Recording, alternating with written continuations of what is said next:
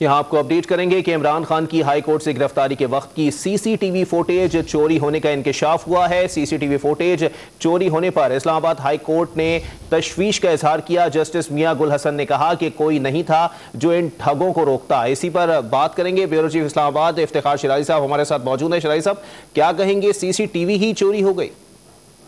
جی بالکل، بڑی حیران کن بات ہے کہ لاہور اسلام آباد ہائی کورٹ کے پریمیسز کے اندر جتنے بھی سی سی فوٹیج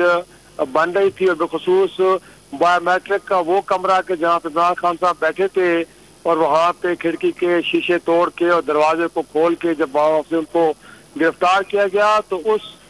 کمرے میں بھی کیمرہ موجود تھا سی سی ٹی وی کا، لیکن حیران کن طور پہ اب عدالت کو یہ بتایا گیا ہے کہ وہ چوری ہو گیا ہے، جس پہ جسٹس میاں گل حسن نے یہ کہا کہ بڑی عجیب بات ہے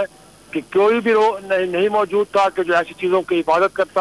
اور ایسے لوگوں کو روکتا کہ جو وہاں سے چیزوں کو اٹھا کے لے کے جا رہے تھے۔ تو یہ ایک نیا انکشاف ہوا ہے کہ جب گرفتاری کے وقت جو خفیہ کیمرے جن سے یہ سارا منظر اس وقت فلم بند ہوا ہے، وہ بنیادی طور پہ سی سی فوٹیج اب ہائی کورٹ میں سرے سے موجود ہی نہیں ہے، بلکہ جو پورا سسٹم تھا اسے وہ اٹھا کے لے گیا ہے۔ تو اگر عدالت یہ چاہے کہ عدالتی حدود میں جو خفیہ کیمرے لگے تھے ان کی آنکھوں نے وہ کون سے منظر دیکھے اور کیا ہوا تھا، تو اب وہ چیزیں اویلیبل کم از کم نہیں ہیں۔ یہ ضرور ہے کہ موبائل جو اس وقت عمران خان صاحب کے وکلاء کے پاس موجود تھے، ان کے ذریعے جو فلم بندی ہوئی اس کی تو فوٹیجز اس وقت بھی میڈیا اسکرینز کے اوپر چل رہی ہیں، لیکن جو ہائی کورٹ کے احاطے میں خفیہ کیمرے لگے ہیں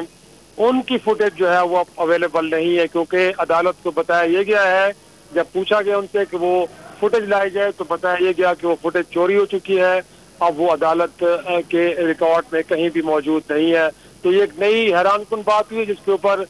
میاں گل حسن جسٹس میاں گل حسن نے بڑی حیرانگی کا اظہار بھی کیا ہے اور ساتھ میرے ریمارکس بھی دیے ہیں کہ کوئی بھی ایسا نہیں تھا کہ جو ان چیزوں کو روکتا، کہ جو چیزیں لوگ اٹھا کے جا رہے تھے ان کو روکا جاتا۔